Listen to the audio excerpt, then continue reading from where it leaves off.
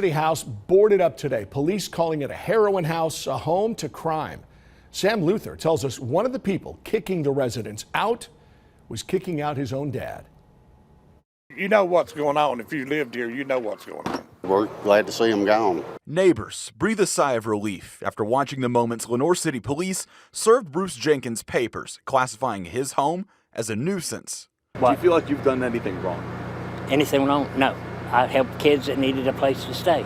Jenkins says he's out of a home not because of anything he did, but others living in the house with him. Police just say a history of crime was committed here. We've had a stabbing, we've had death, we've had a shooting, we've had multiple overdoses. The home was busted in 2011 for running a meth lab, and for a few years, it was quiet. The property was boarded up, sold at auction. It was bought back by a family member. That family member was Jenkins, and since 2019, police say they have responded to the home more than 30 times, calling it a heroin house. We don't need this stuff in our neighborhood.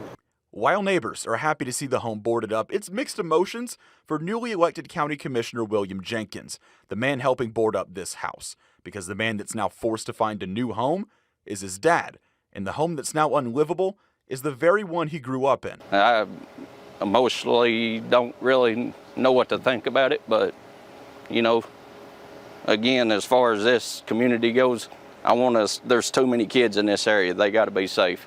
Jenkins says it's hard seeing his dad go through this, but he's putting the people who elected him first, both men knowing there's a job to do. He knows I'm doing my job. I'm smart enough to know this, so why would I get mad? In Lenior City, Sam Luther, WVLT News. Dad says he's not blaming his son. Just a few days after Father's Day, too. No arrests were made. The house boarded up after the DA declared the home a public nuisance.